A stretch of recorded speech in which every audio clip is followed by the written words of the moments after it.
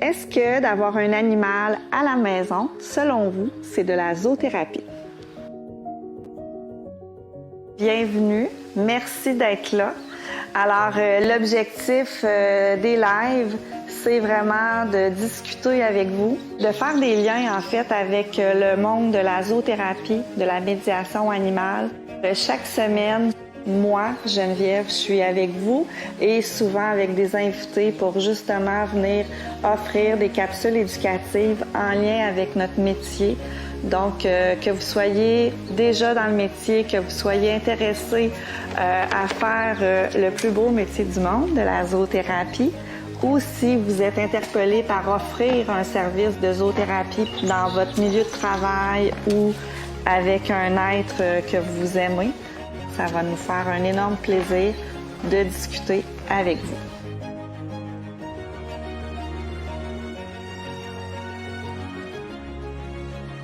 Alors, Centre Équilibre, on est un centre spécialisé pour former des spécialistes de la zoothérapie. Donc, on se spécialise avec les chevaux et les chiens. Donc, on forme des intervenants qui veulent travailler avec des êtres vivants, qui vont venir vraiment apporter un soutien émotionnel, psychologique ou physique à un être humain. On apprend vraiment la relation d'aide, l'intervention. Alors, c'est une triade thérapeutique. J'ai aussi envie de mentorer le plus de thérapeutes possible pour arriver en fait à cette belle triade-là. Et ma mission à moi, c'est d'abord de comprendre les chevaux. Parce que les chevaux, c'est des êtres hypersensibles et pour être en connexion avec un être humain, il a besoin de sentir une sécurité. Alors, à travers la zoothérapie, on aide le cheval. Le cheval va aider un humain à grandir.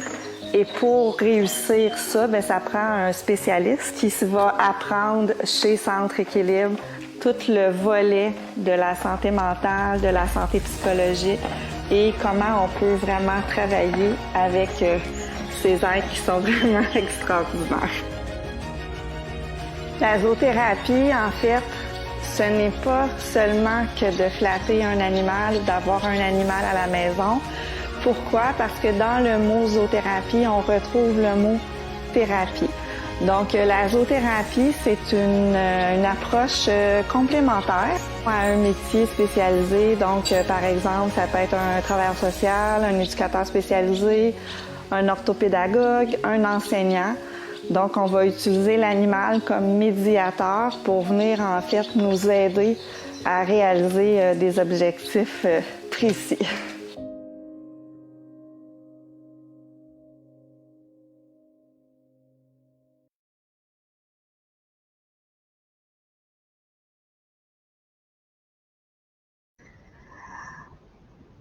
Hey! Salut, bonsoir. Mon Dieu, je suis toute énervée. Donc, merci beaucoup d'être avec moi ce soir. La plupart des lives, j'essaie la plupart du temps d'avoir des invités avec moi.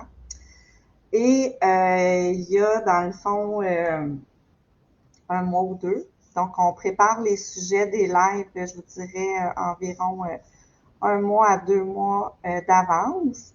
Et j'avais l'idée, en fait, de préparer une capsule éducative sur les rêves. Donc, réaliser un rêve, toucher à un rêve grâce à l'équithérapie, à l'intervention assistée par le cheval. Et ça m'arrive de recevoir live ici des clients qui viennent au centre pour chercher des services de zoothérapie. Et à un moment donné, j'étais en train de plier mon linge et je me suis dit, mais pourquoi moi, je profiterais pas de l'occasion pour justement raconter un petit peu un bout de mon histoire. Donc, je suis quand même assez gênée de faire ça. C'est pas quelque chose de simple et de facile de parler de moi, mais j'ai décidé de le faire pour plusieurs raisons. J'ai décidé de le faire parce que moi, j'ai eu recours à la zoothérapie il y a déjà près de 9 ans. Et grâce au rêve que j'avais quand j'étais petite d'avoir un cheval, j'ai réalisé des belles choses dans les dernières années. Donc, je veux profiter de ce live-là ce soir pour justement pouvoir, comment je pourrais dire, partager. Ouais, je pourrais partager ce qui m'a amené moi à réaliser ce rêve-là, et aussi de permettre à tous les gens qui nous écoutent ce soir, qui ont un rêve, peu importe c'est quoi, ben c'est d'y croire et de travailler en fait à trouver des façons de se réaliser. Donc ça, c'est une des raisons pourquoi j'ai décidé ce soir de jouer à la personne qui communique ce que j'aurais à poser comme question. Donc, je vais poser les questions, je vais vous donner les réponses. Et la deuxième raison, c'est pour les gens qui s'intéressent à faire le métier d'intervenant en zoothérapie. Donc, étant donné qu'on est un centre de formation, c'est des clients. On a beaucoup de ces clients-là qui nous appellent puis qui nous disent j'ai essayé plusieurs styles d'approche. Mon rêve, c'est de toucher un cheval, de le sentir, d'être près de lui. Donc, on accueille cette clientèle-là. Donc, pour les futurs intervenants, je trouvais ça intéressant de pouvoir partager un petit bout de mon histoire pour que vous puissiez un petit peu observer comment c'est une approche qui vient vraiment obtenir là, des résultats extraordinaires. Alors, par quoi je vais commencer? Je vais commencer par vous parler un petit peu d'où je viens. Donc, mes parents avaient une terre dans le bas du fleuve, dans un petit village qui s'appelle encore, le village n'a pas changé de nom, je pense pas en tout cas. Donc, le Jeune. Donc, ils ont décidé, mes parents, d'acheter une terre là-bas. Et le rêve de mon papa, donc, il était vraiment, lui, de bonne humeur, parce qu'on entend beaucoup ça maintenant, des gens qui veulent vivre à la campagne, qui veulent être autosuffisants. Donc là, tu sais, je vous parle de quelque chose qui a 40 ans et plus, pour pas vous dire mon âge, mais mon père, son rêve, c'était vraiment ça, c'est de pouvoir être autosuffisant dans la nature avec l'agriculture, les animaux. Alors, mes parents sont partis avec moi. J'étais vraiment tout petite. Là, j'avais moins d'1 an quand ils ont acheté la terre. Et il n'y avait rien. Il n'y avait pas de maison, pas d'animaux, juste la terre. Donc, mon père, c'était un ébéniste de formation, mais lui a décidé qu'il construisait notre maison. Donc, on habitait dans un genre de shack. Moi puis ma mère, moi étant bébé, et mon père a travaillé jour et nuit pour bâtir notre maison. Pas d'eau, pas d'électricité. Et je ne sais pas combien de temps ça y a pris, mais si je regarde mes photos, j'ai des photos à l'âge de 2-3 ans où je suis dans la maison avec mes parents. Et ils ont accueilli des animaux. Donc, on avait des chevaux de trait, des gros chevaux de travail pour labourer la terre et tout. Donc, comme dans l'ancien temps, comme dans les filles de Calais. Et on avait une vache, des lapins, des poules, etc. Et j'étais en amour avec mon père et en amour avec les animaux. Donc, je le suivais toujours partout. J'étais toujours avec lui pour travailler puis être avec les animaux. Et j'étais très dynamique. Encore aujourd'hui, je suis encore assez dynamique comme personne. Et à un moment donné, j'étais arrivée toute énervée dans l'écurie pour aller voir mon cheval, mais j'avais une pomme dans les mains. Et quand je me suis approchée du cheval, ben le cheval était certain que je lui apportais une pomme. Mais non, c'était ma pomme. Donc, quand il est arrivé pour croquer la pomme, ben c'est sûr que moi, un petit bout de chou de 3 ans, j'ai comme eu peur, donc j'ai reculé et le cheval m'a mordu. Alors, j'ai une belle petite cicatrice ici, en haut de mon sourcil. Et à ce moment-là, j'ai développé un traumatisme, une peur avec tous les animaux. Donc, mes parents, à un moment donné, ont vendu cette terre-là. Je suis partie vivre avec ma mère et mon frère dans une autre campagne. Et on avait des animaux là aussi, mais on n'avait pas de chevaux. On avait des chèvres, chats, chiens, lapins, poules, tortues, etc. Et je n'approchais aucun, mais aucun animal. Donc, ça va faire drôle aujourd'hui d'entendre qu'une intervenante en zoothérapie avait une peur bleue des animaux. Et je comprenais même pas comment un humain pouvait tant aimer un animal. C'était pour moi comme très, très, très bizarre. Donc, j'ai compris par contre plus tard pourquoi c'était tellement profond et important le lien que les animaux ont avec nous, les humains. Alors, j'ai développé une peur. Par contre, le cheval est resté très, très fascinant pour moi. Donc, j'ai commencé l'école primaire. Je me rappelle, j'avais été au cinéma avec ma mère. Je devais avoir l'âge de 6 ou 7 ans. Puis là, je suis allée voir un film. Le film s'appelait Sarah. C'était un film français. C'était l'histoire d'une petite fille, en fait, qui devient orpheline. Et elle se fait adopter par une famille et elle part vivre sur une terre.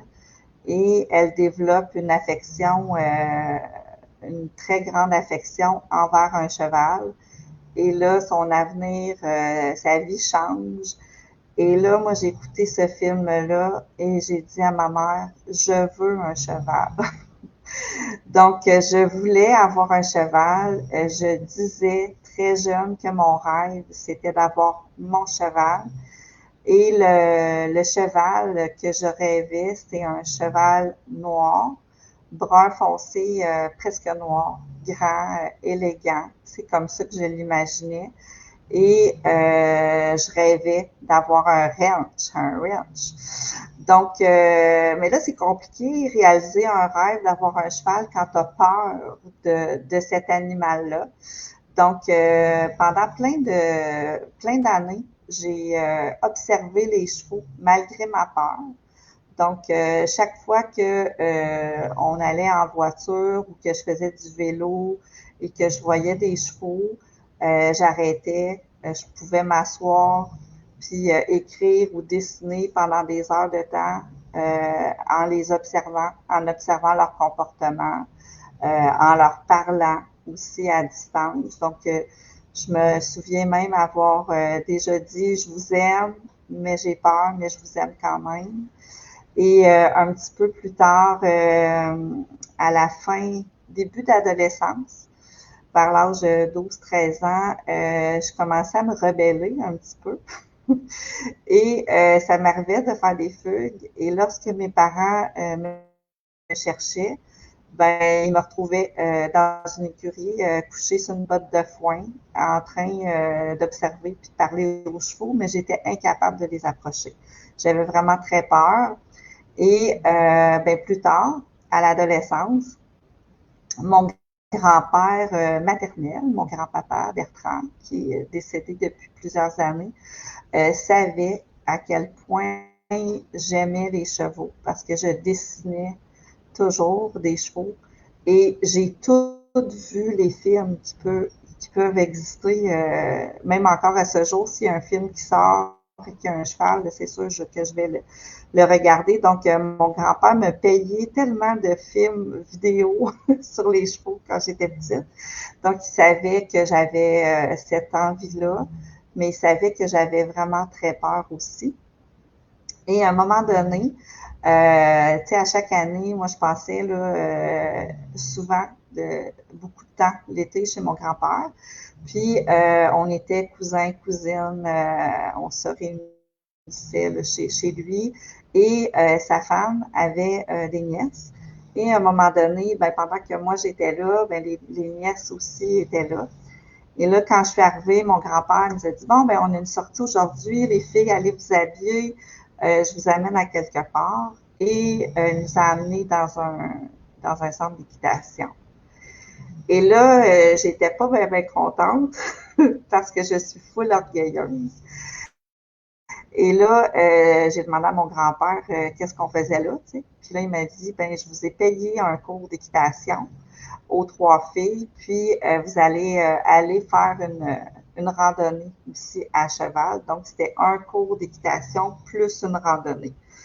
Donc, pour une jeune fille qui a peur des chevaux, j'étais un peu dans la merde. Donc, là, j'ai dit à mon grand-père, mais non, moi, ça marche pas, là, tu sais, faut que tu me ramènes chez vous. Moi, c'est sûr que je vais pas là.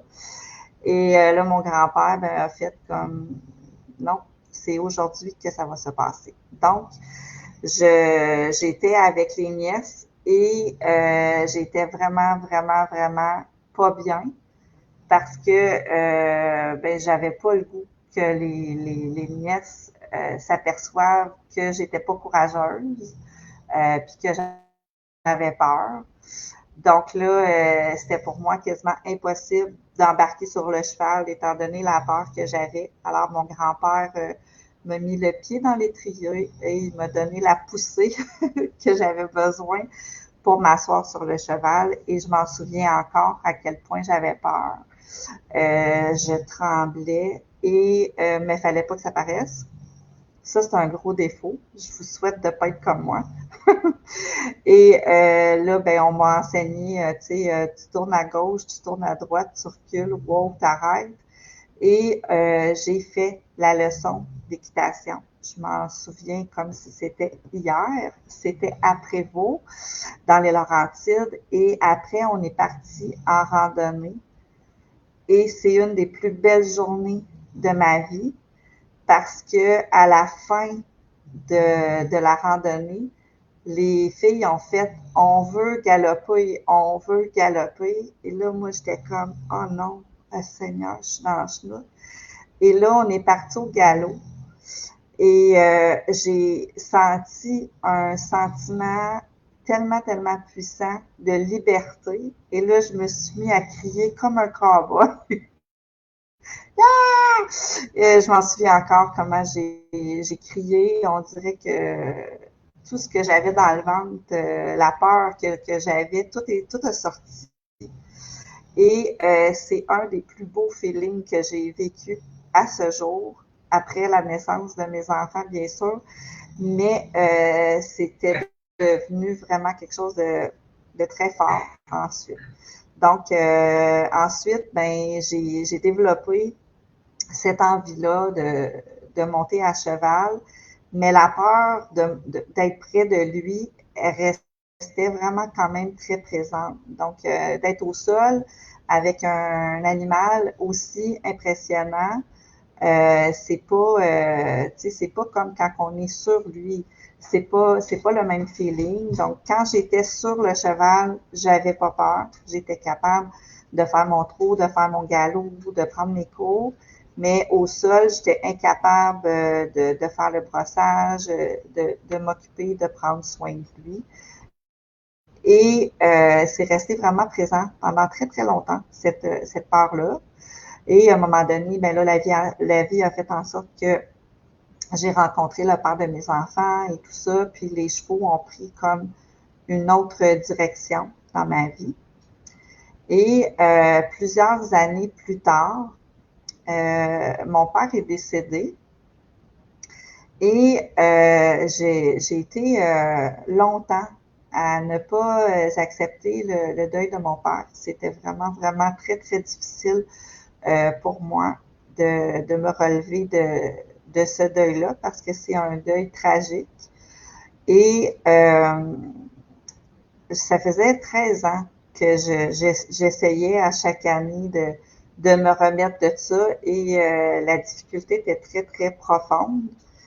Et à un moment donné, pendant l'anniversaire de décès de mon père, 13 ans plus tard, je suis sur Facebook et à un moment donné, je vois une publicité passer sur des ateliers de développement personnel avec les chevaux. Et là, ça a été ça comme mon coup de grâce, si je peux dire. Mon billet de loterie, c'est cette journée-là que je l'ai gagné. Ça m'a vraiment interpellée parce que ça faisait, ça faisait à peu près 14 ans que c'est ça. La première fois que j'ai monté à cheval versus ce jour-là, là, il y avait vraiment beaucoup de temps, beaucoup d'années qui s'étaient écoulées. Et là, ce qui m'est passé par la tête, c'est mon père, c'était quelque chose de très puissant pour lui, les chevaux. C'est un amour inconditionnel qu'il avait avec ces animaux-là. Et moi, quand j'étais petite, ce qui me rendait heureuse, c'était d'être avec mon père et d'être avec les chevaux, d'être avec les chevaux, les animaux, avec lui. Et là, je me suis dit, ben c'est ça que j'ai besoin. C'est ça que ça me prend une thérapie avec les chevaux. Donc, je veux aller travailler mon deuil, je veux aller travailler cette peur-là qui est toujours là, puis que je sentais là, que c'était là, fallait que je fasse ça. Donc, j'ai fait beaucoup de téléphones pour trouver le meilleur endroit pour moi. Et j'ai commencé cette thérapie-là. Et vraiment, j'étais hyper anxieuse, tellement peureuse. Je me souviens que au début, j'étais incapable d'approcher le cheval. Si je rentrais dans l'écurie puis il y avait un cheval dans l'allée, je pouvais même pas passer. Il fallait que je ressorte puis je demandais de rentrer par la porte du manège extérieur. C'était pour moi vraiment impossible d'être près de lui. Puis les premières rencontres, tu sais, j'étais même pas en contact, j'étais seulement dans l'observation du cheval. Puis dès qu'il s'approchait puis qu'il bougeait, je lâchais un cri de mort. Fait que, tu sais, juste pour vous dire à quel point j'en avais peur. Et j'en avais peur, mais chaque semaine, je retournais voir la psychoéducatrice et voir le cheval avec lequel je travaillais à ce moment-là. Et mon rêve était plus grand et plus fort que cette peur-là. Et j'ai vécu vraiment des choses extraordinaires qui sont même impossibles à raconter. Quand on fait ce style de thérapie-là, c'est difficile de l'exprimer, de décrire qu'est-ce qu'on ressent parce que ça se passe vraiment tout par en dedans. Et le cheval, il nous ressemble tellement. Donc, tu sais, moi, la jeune fille peureuse, anxieuse, qui avait souvent envie de fuir quand que je me sentais pas bien, même ce journée-là où mon grand-père me dit non, tu vas monter à cheval, non, ramène-moi chez vous. J'avais envie de fuir, donc j'ai compris à quel point je ressemblais à ce cheval. Et j'ai passé 4 mois à chaque semaine, pendant 4 mois, j'allais faire ces rencontres-là. Et ben c'est sûr que vous savez à quel point que je suis proche des chevaux maintenant. Donc, j'ai surpassé ma peur pour réaliser ce rêve-là. Et là, j'ai fait comme, attends une minute, qu'est-ce qui se passe avec cet animal-là? Comment c'est possible de vivre cette intensité-là, ces émotions-là, cette profondeur-là? Comment c'est intense quand le cheval se place et qui vient vraiment là, déposer ses yeux, son grand œil près du tien. et on respire ensemble, là, il y a vraiment quelque chose en moi. Moi, Geneviève, j'ai besoin toujours de comprendre. J'adore la science et la psychologie. Et là, je me suis dit, ben là, il y a quelque chose que je comprends pas et je dois comprendre qu'est-ce que j'ai vécu.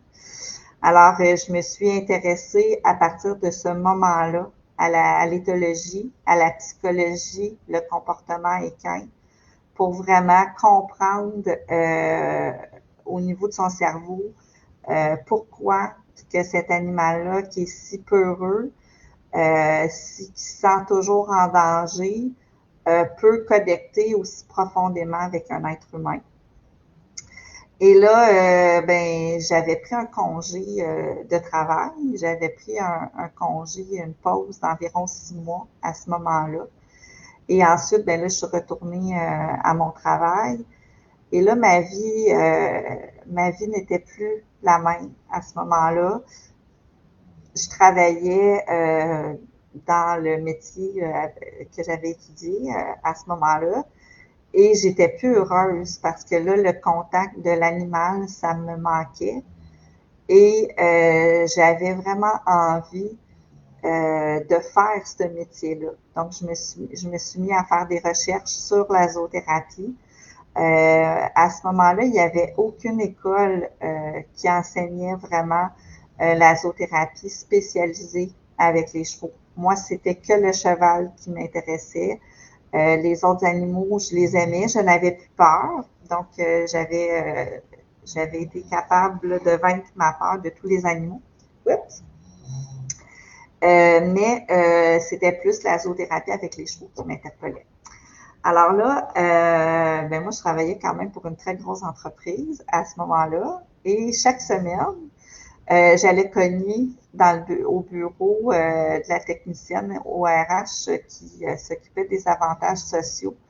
Et j'essayais par tous les moyens possibles de prendre un congé sabbatique, de calculer est-ce que je peux racheter des années de service pour prendre une pause parce que je veux étudier la zoothérapie, puis je veux aller étudier en Ontario, je veux peut-être aller en Europe pour étudier. C'était que ça qui était présent dans ma tête. Puis là, ben, à un moment donné, je me suis dit, bon, OK, c'est impossible pour moi de quitter mon métier, de quitter mon travail pour faire ça. Tu sais, la zoothérapie, là, je vais pas vivre de ça, là, tu sais. C'est la croyance que j'avais à ce moment-là, que c'était impossible de travailler dans ce milieu-là et d'en vivre. Donc, pensez pas comme moi parce que c'était vraiment des croyances limitantes et des distorsions cognitives que j'avais à ce moment-là. Et là, je me suis mis à faire du bénévolat. J'ai commencé à m'impliquer en équitation thérapeutique avec la clientèle autiste. J'ai été présente dans un conseil d'administration aussi. Ben là, j'ai commencé à prendre des cours d'éthologie, de travail au sol. Et ça n'a jamais arrêté, là, cette passion-là, encore aujourd'hui.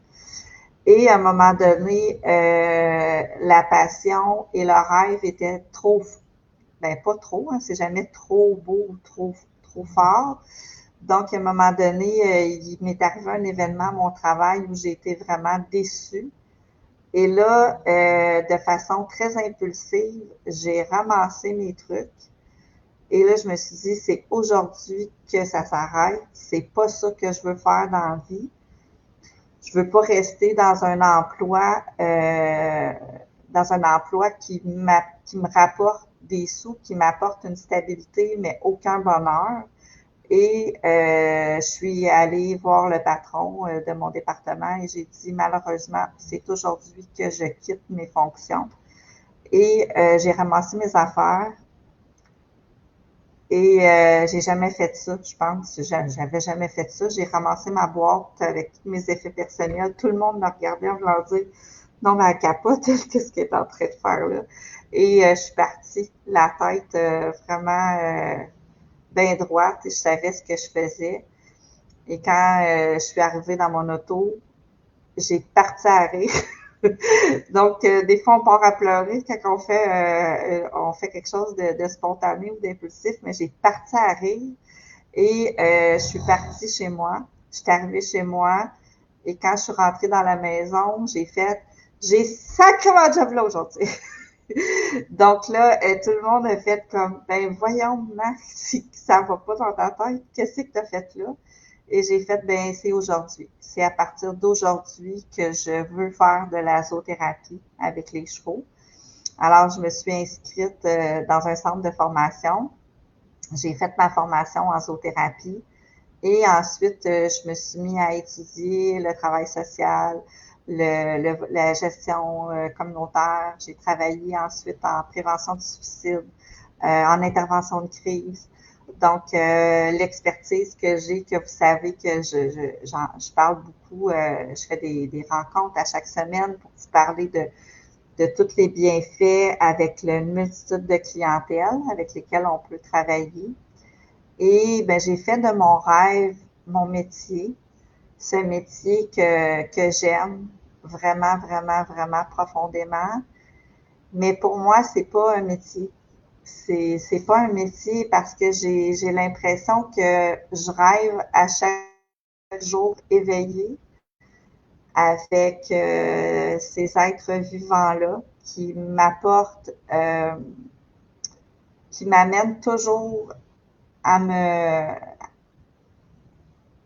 comment je pourrais bien,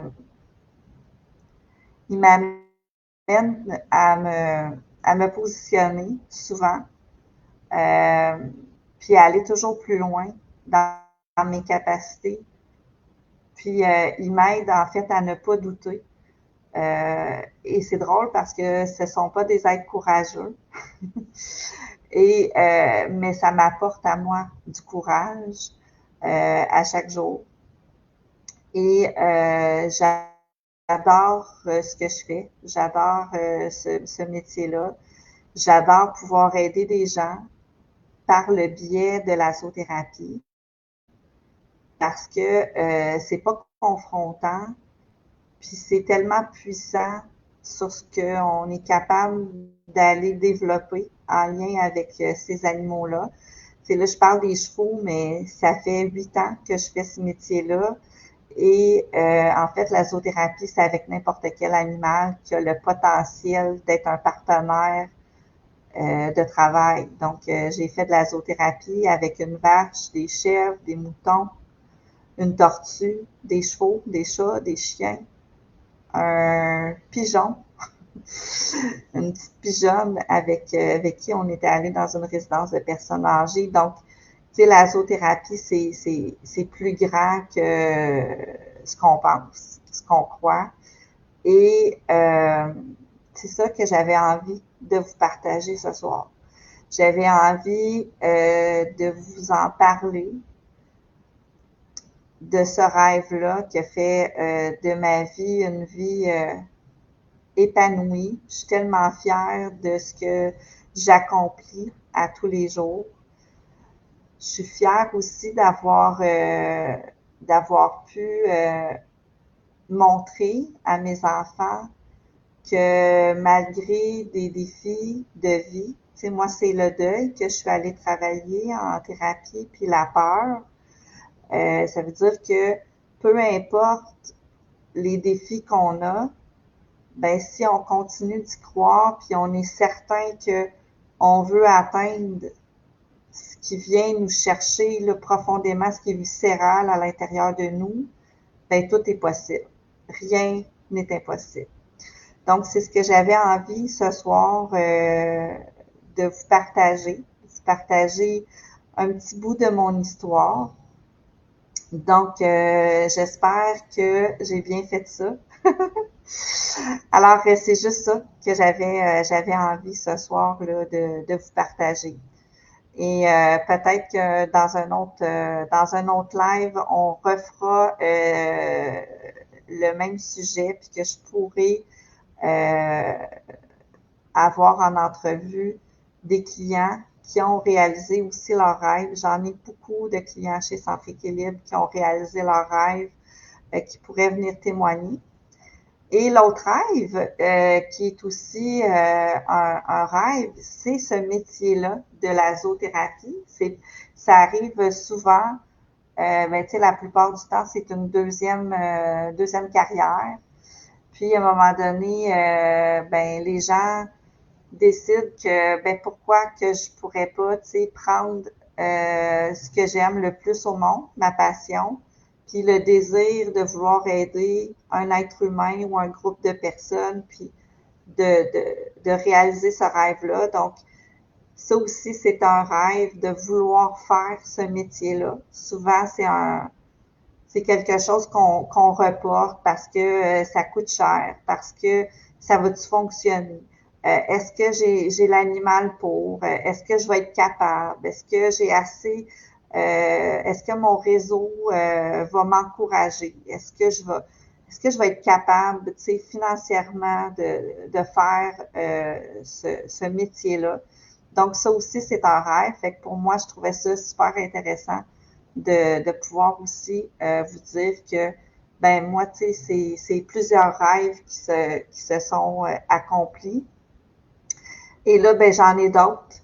J'en ai d'autres rêves. Je veux aller à l'étranger, donc je veux suivre des formations plus spécialisées encore. Puis chaque jour, je continue de faire qu'est-ce que je dois faire pour que je puisse arriver à réaliser aussi ce rêve-là. Donc, ce soir, j'ai envie de vous dire, croyez en vous, croyez en vos rêves, croyez en vos capacités et tout est possible. Donc, merci beaucoup et bien, c'est sûr que je vous revois la semaine prochaine à 20h. La semaine prochaine, j'ai hâte aussi. Je vais m'entretenir avec une de mes enseignantes, une des enseignantes du Centre Équilibre, une amie aussi. On est devenus amis par le biais justement de la zoothérapie. Donc, je vais rencontrer notre enseignante qui enseigne 2 modules, le module adolescent et jeune adulte et le module stress, anxiété, gestion des émotions à notre centre de formation pour notre programme de zoothérapie. Donc, ça va me faire plaisir la semaine prochaine de vous la présenter. Alors, merci tout le monde et je vous rejoins la semaine prochaine. À bientôt.